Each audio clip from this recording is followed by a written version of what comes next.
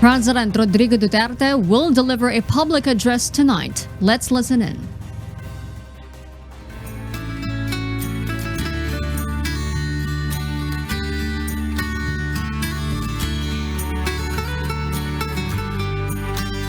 Okay. Good afternoon, ladies and gentlemen. Good afternoon, Mr. President. Good afternoon, Mayor. Before I proceed, let me welcome and also our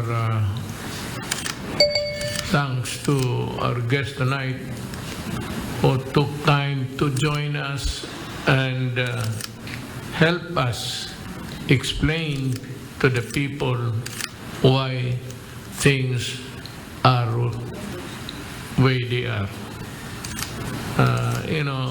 There are a lot of questions that which have just to be answered because the people have the right really to know what's going on. After all, we serve them. So, nagpapasalamat ako kay Dr. Edsel Maurice Salvania, Member Technical Advisory Group, TAG COVID-19, Dr. Marisa Alejandria, Member TAG for COVID-19, Dr. Anna Lim, Member TAG for COVID-19, and Dr. Cynthia Palme Saloma, Executive Director, the Philippine Genome Center, University of the Philippines. This is not really a scheduled meeting, but the last time we had a talk to the people, which Secretary Bilio of the Department of Labor was invited. And in a nutshell, he was complaining about the length of time that the OFW and returning travelers or travelers and OFWs are being detained to use the word too long. That's what he said. And it has depleted the budget that has been allotted by government sa kanila, sa Department of Labor. So there was a bit of a discussion, but I thought it wise to just maybe cut it, and since this is a question of science and medical issue, it would be useless for us to be debating here and talking about these things. We will just invite the experts, and so that they can shed light, provide enlightenment to us and to the public why this is so. Now, the thing here is I'd like to ask Secretary Belio, do you want or are you ready to repeat your they are here. I would rather that sabihin mo na lang yung sinabi mo noon kasi wala sila dito, so that they can respond correctly and accurately to your, well, it might be your misgivings or it might be your doubts. Hindi nila narinig but so kailangan you might just repeat it. Anyway, it's for public good. wala namang problema dyan kung sino ang mali, kung sino ang hindi. There's nobody here who is really correct and nobody here who is totally wrong insofar as public good is concerned. So I would rather that you repeat what you have complained, it was really complained, and you have the floor.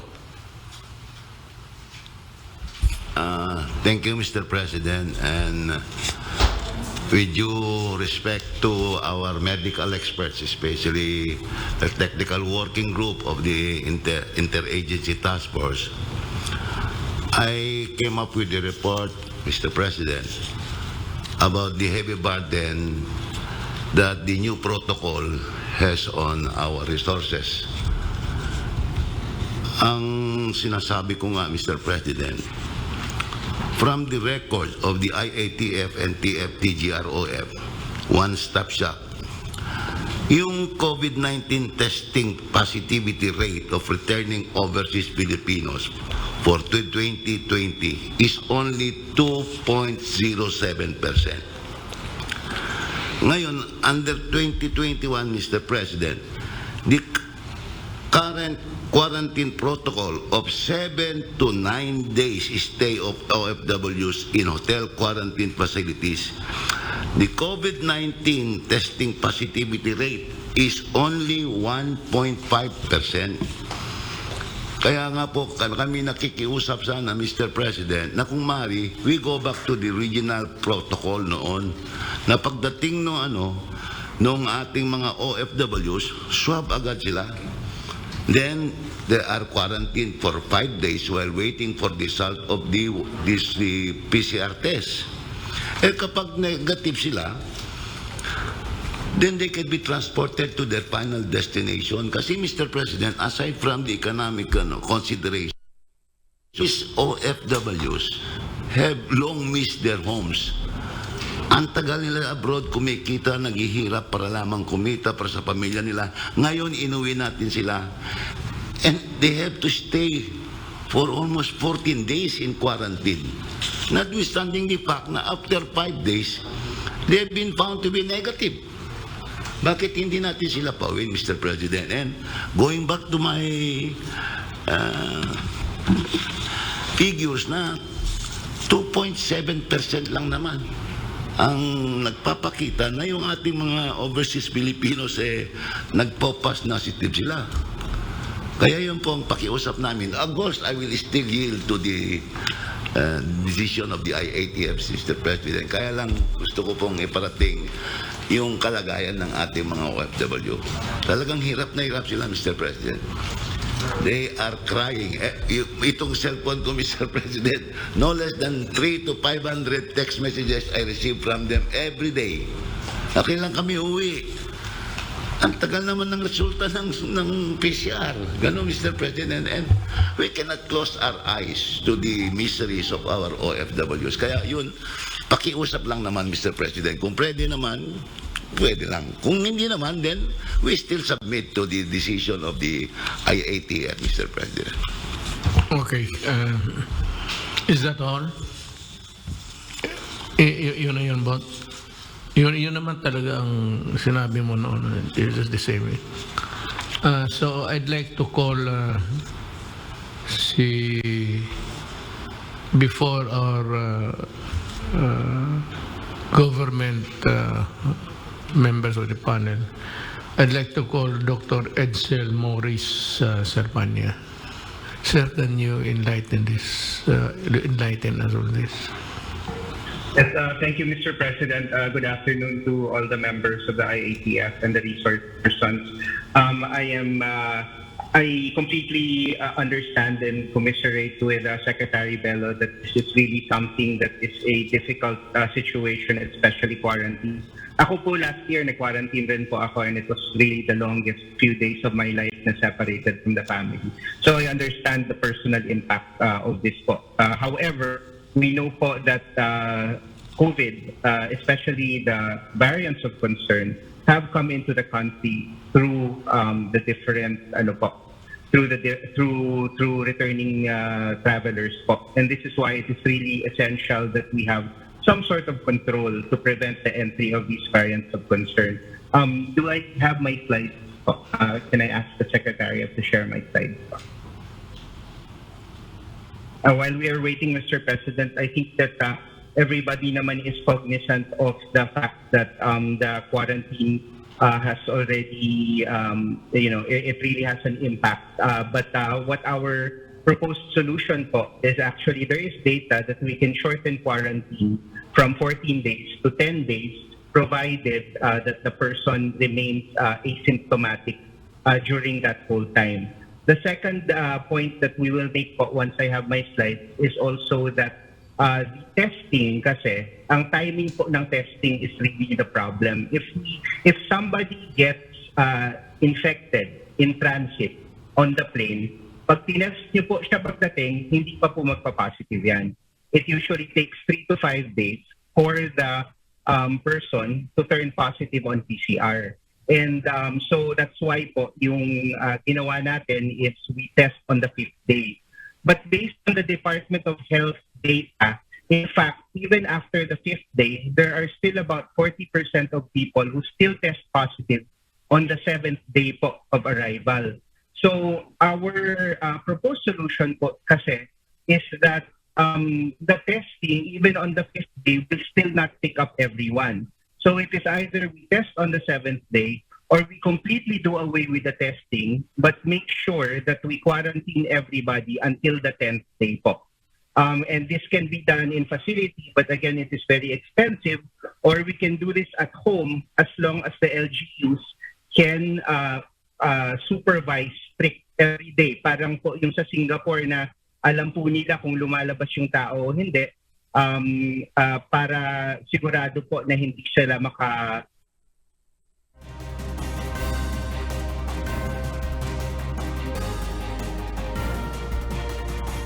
So I understand the personal impact of this po. However, we know po that COVID, especially the variants of concern, have come into the country through the different through returning travelers po. And this is why it is really essential that we have some sort of control to prevent the entry of these variants of concern.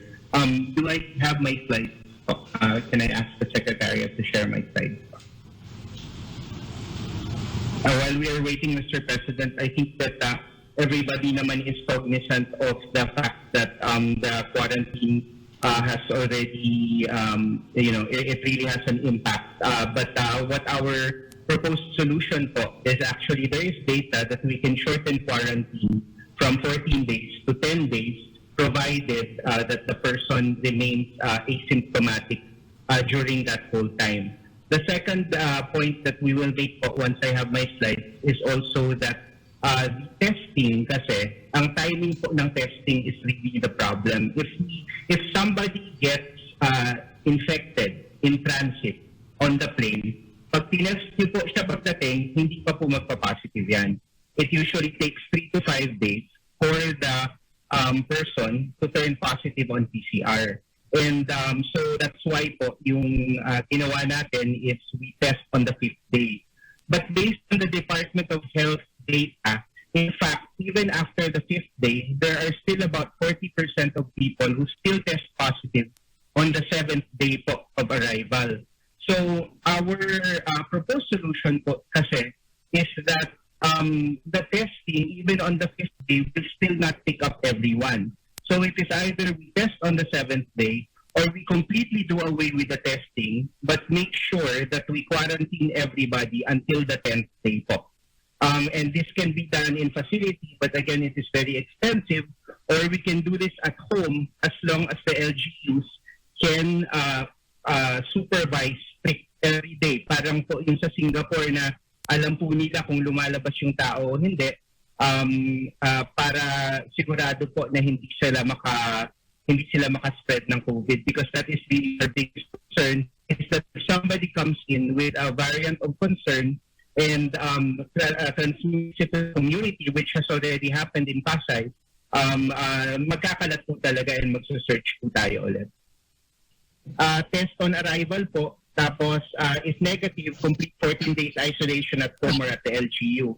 And then noong December 2020 po, when we met with you po sa Malacanang because of the variant, ang ginawa po natin, 14 days facility-based quarantine. And we tested on the 5th day. And then earlier this year in February, we shifted to the 5-day facility quarantine with testing on the 6th day. And kung negative, rini-release po. With the stipulation that the LGU continue to make sure that they quarantine to complete 14 days po. Next slide, please. So ito po yung advantage nung dati before December, mabilis po siya kasi testing on arrival and of course it's less costly. The disadvantage is that because kung nahawa ka ng virus in the plane, hindi pa magpa-positive yung test mo and if we release you, then ikakalat mo po yung virus in your LGU if they are not very good at ensuring na na-quarantine po kayo ng 14 days. So nasa handoff po ito from the airport to the LGU na nagkakaroon ng problema. Next slide, please. And then yung from December 2020 to February 2021, ito po actually was ideal because we really kept people in facility for 14 days. And halos nakita nyo naman po, wala tayo naging holiday surge. We were able to control the variants up to February. So your yung inutos niyo po ito na 2 weeks na facility-based quarantine, this was the most efficient way of controlling the entry. The problem is po, it's very expensive and was not sustainable, and that is why we changed it in February. Next slide, please. And when we changed it in February, the stipulation was 5 days, and then test, and then the LGU should strictly monitor the completion of quarantine. And the advantage of this was less expensive, and the testing on the 5th day is better than testing on arrival. Kasi again, if you test on arrival, baka nagtatago pa yung virus, hindi pa po siya magpa-positive. But the disadvantage, as Sec. Bello has already said, this is still very expensive. And now that we have seen na even up to the 7th day, pwede pa sila mag-test positive sa 7th day rather than the 5th day. So may nami-miss pa rin po. And of course, we did have some lapses, kaya po kasama rin po dun sa ating search ngayon, nakita po natin kumalat ng konti yung variants of concern. Next slide, please. And so, yung just some definitions po, when we talk about true and false positives, yung pag nag-positive po sa PCR, almost always tunay po yan. The only question is whether nakakahawa siya or naka-recover na siya. And then, we can distinguish this naman as long as we look at the history of the traveler. Kung nagkaroon na siya ng symptoms, most likely, nawawala na yon. Pero kung nagsisimula pa lang yung symptoms niya, that is a real positive. We can distinguish that po. So, true false positive is very rare. So, hindi po namin iniisip yun masyado. If somebody tests positive, the safest action po talaga is to isolate, especially kung may variants of concern tayo. Kasi nakita nyo naman kahit yung nangyari sa Benguet, isa lang yung makalusot, catastrophic po talaga. Next, please. This really just shows po yung rate of RT-PCR result. If you notice, wala pong 100% dyan. And that is why we say that testing is optional. Kasi even if you test someone who is symptomatic, there's still a possibility na magne-negative pa rin yung test. And so this is why it is we say that testing is optional for as long as we can complete the 10 days quarantine. Kasi yun po yung mas sigurado to say na hindi nakakahawang isang tao rather than testing on the 1st day, on the 5th day, or on the 7th day. Next slide, please. This just shows that period na nagpa-positive po yung virus at kung kailan po siya nakakahawa. Next slide, please. So ito po yung proposed changes as we have already mentioned. We can shorten the duration of quarantine from 14 days if there are no symptoms to the end of 10 days. Basta walang symptoms, we can do it 10 days. Testing is optional unless somebody is symptomatic. If we are going to test someone who does not have symptoms, it should be done on the 7th day. Ideally pa rin, facility-based quarantine, but we recognize that this is very expensive. If for LGU home quarantine, as long as it can be assured, dapat daily po and strict compliance at home, and dapat set up po talaga yung house. And then any positive test will be reviewed, but the safest to assume it is still contagious, and we need to complete isolation. Next slide, please. So there are two options that we are talking about. One is strict facility quarantine and selective testing. So we want everyone to get isolated for 10 days, but you can optional po yung 7th day testing. Kahit walang testing, pag nakumpleto yung 10 days and walang symptoms, we can release them po. Next slide, please. And then option 2, if tapos po talaga yung funds for facility-based quarantine, we can do strict LGU quarantine. If they are set up at home, we can do that. If not, sa TTMF kung pwede. And selective testing as mentioned on the 7th day po. Next slide. That's it po. Thank you very much. Ang sunod have I called Dr. Ana Onglim? Good evening po, Mr. President.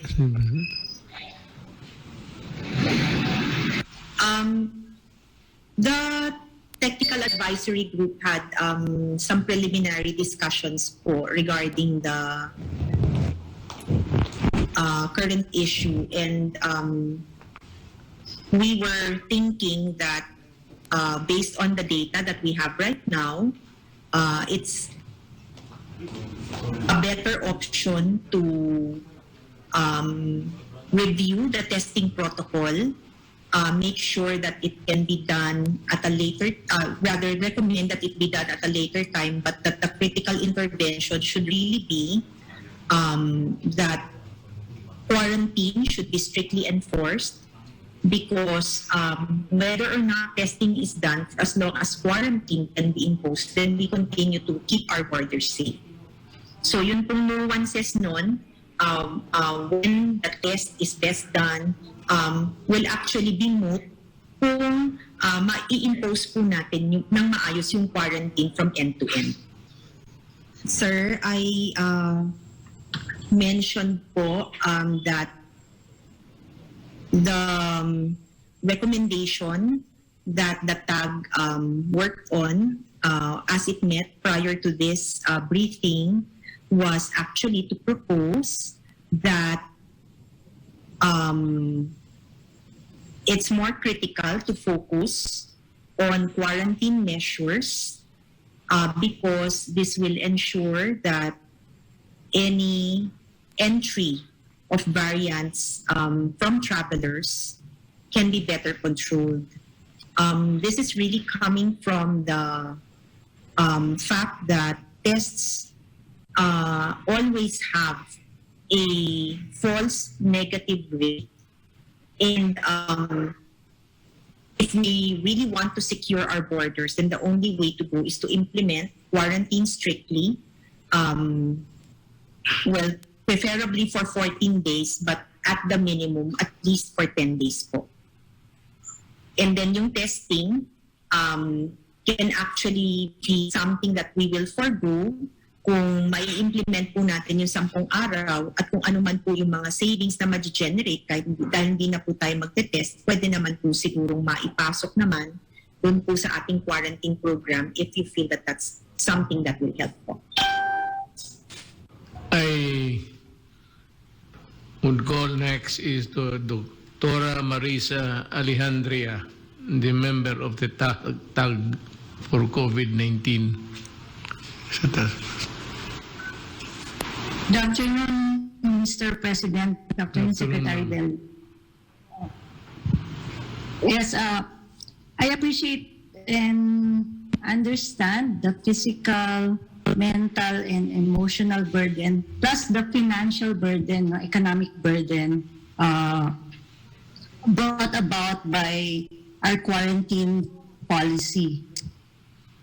However, we recognize also that quarantine is really one way to prevent the spread of the virus, and considering that this virus has a pre-symptomatic, yung may tinatawag tayong phase na kahit wala pang symptom, pwede na siyang makahawa. Kaya that is the basis for the 14 days.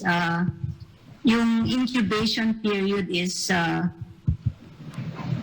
to 14 days. So median of 5 to 7 days. Ang pinaka-infectious period is yung first week, 5 to 7 days.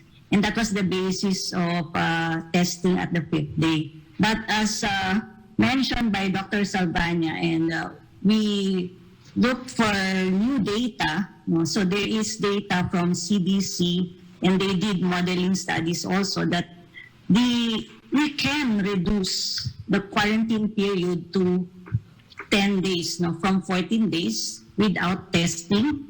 And the residual, no, transmission risk is just about 1%, no, can go down to 0.1 to 10%. So yun yung parang compromise, or it's a good compromise in the sense that we reduce the duration of the period of quarantine with minimal effect on the number of infections that we may miss out. So just for, as long as they remain asymptomatic without symptoms, and they will complete the quarantine period, no, in the LGU, at home, or at the quarantine facilities with strict implementation and monitoring po. So the TAG experts, no, we concur that we can relax the 14 days to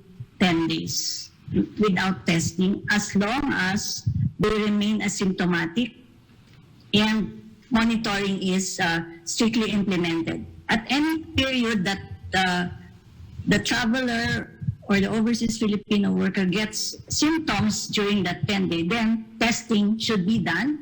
So the system should be in place, not to be able to isolate once they get symptoms and they get tested. And then that's the policy that we can adapt if we are to considering that taking into consideration the economic burden, the physical, emotional burden that the 14-day quarantine is imposing.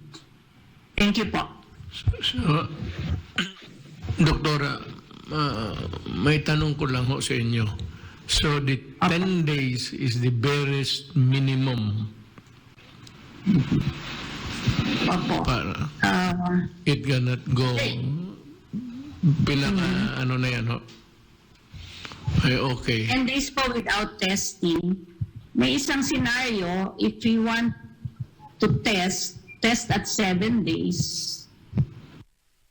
Yung first week kasi talaga po yung pinaka-highest possibility that you will develop symptoms. So test at 7 days and then wait for the result. If negative, then pwede nang ma-release. So mababawasan siguro from 10 to, depende on how fast the turnaround time of the result is, go down to 8 days, 9 days. No? But with testing, if we want testing, but it has to be at the 7th day. That's the other scenario. Siguro, i-costing yon, no? How much is the cost of the test and the kung mabawasan yung 10 days ng 9 days, 8 days, no? If you have a negative result. So, the quarantine period should not go below 7 days. So, maglalaro lang po sa 7 to 10 days kung maglalagay tayo ng testing para mabawasan yung 10. Bob, Secretary Bello, do you have any question? No more, Mr. President. I think Secretary Galvez and Secretary Anyo already joined me. Well, it is clear that really the medical guys would really go for the strictest measure. As a matter of fact, they are not, from what I sense, is that they are not ready to move an inch backward. To them, the paramount interest, we were discussing here about the expense of government.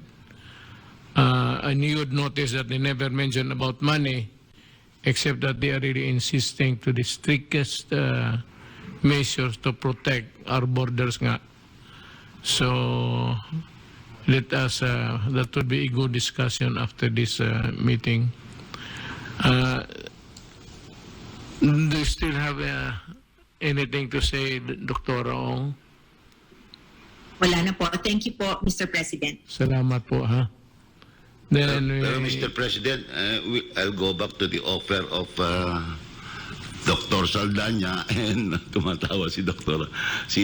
Alendria na they agreed to lower from 14 to 9.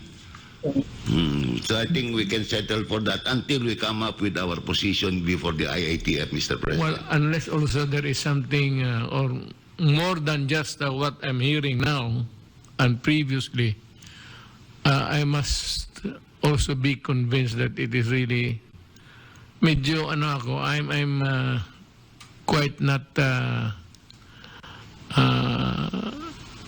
comfortable with the relaxation that it's being brought about, being bruited now.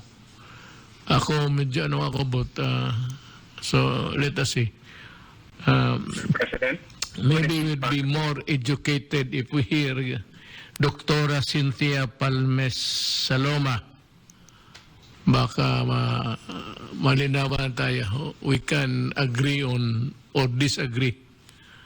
I seem to side with the doctors because I am a frustrated doctor and that's understandable.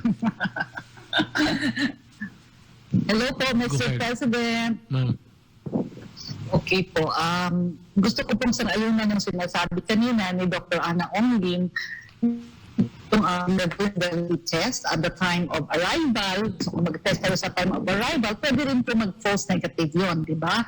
Kung mag-test naman po tayo on the 5th day or on the 7th day, mas maganda yung chances na makatch natin. But at the very least po, Mr. President, we really have to enforce yung strict quarantine. No? It could be 10 days. The most ideal is 14 days. In other countries, they even do it for 21 days. So, yun po yung makikita natin. At sa pag-aaral po natin, Mr. President, based on genomic sequences, may isa lang na makalusot. May isa lang na makalusot. Manganak siya ng marami. If you see the genetic tree po ng virus, may isa lang makalusot, 5. Ang 5 manganak. At yan po yung nakikita natin dito sa mga B117, itong UK variant, at ito yung mga South African variant. Kung titingnan po yung roots nila, 1, 2 lang makalusot, nanganak na sila ng mga anak.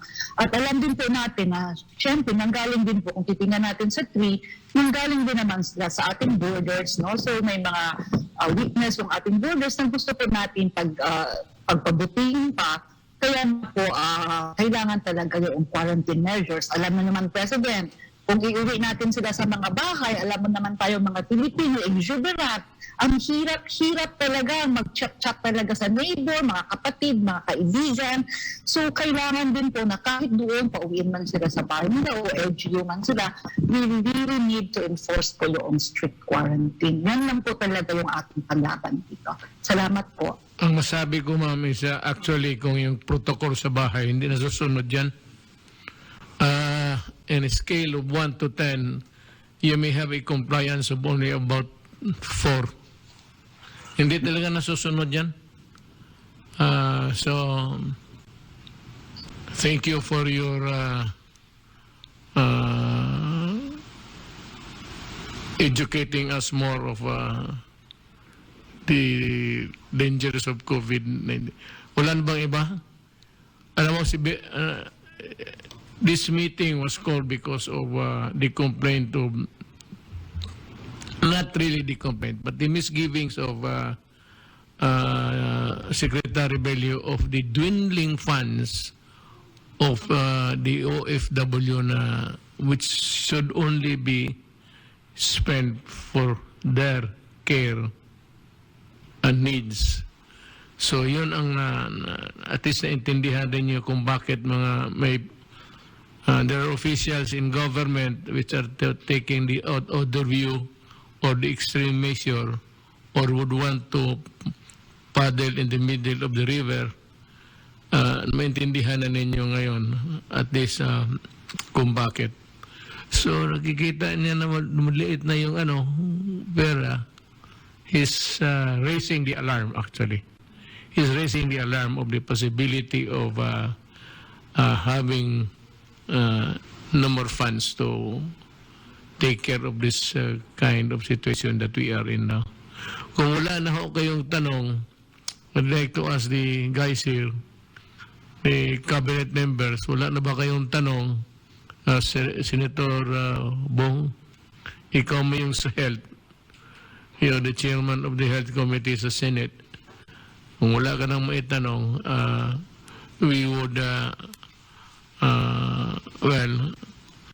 give our profuse thanks to the panel, to Dr. Salbanya, Alexandria, Ong Lim, and Palmes Saloma for your kind presence and your time with us. The pleasure of your company. And thank you for educating us. I cannot compromise. There is no compromise here. Hindi ako magko-compromise. So, I'm just an off-the-cuff statement before we make the final decision here. I am not ready for a compromise here. So, about lalo na ngayon. Yung ibang sakit siguro, pwede pa yung mga rabies dyan. Pero ito, talagang, as you have said, it's dapo dito, dapo doon. And then you have the exponential problem now of how to take care of the Filipinos. Maraming salamat po sa inyo at sana can have you at we can call you again to share with us some things that we do not know because we are not doctors. Thank you. Salamat. Thank you po. Maraming salamat po. President Duterte's speech. President Duterte says the meeting was convened due to the misgivings of Secretary Silvestre Bello III about the dwindling of funds for returning of OFWs. Secretary Bello says he appealed to go back to the protocol wherein OFWs will undergo immediate swab tests upon arrival, followed by 5-day quarantine while waiting for test results. This as he cited economic considerations and complaints from OFWs. Dr. Edsel Salvania and other doctors cited pros and cons in proposed changes in protocols for returning OFWs.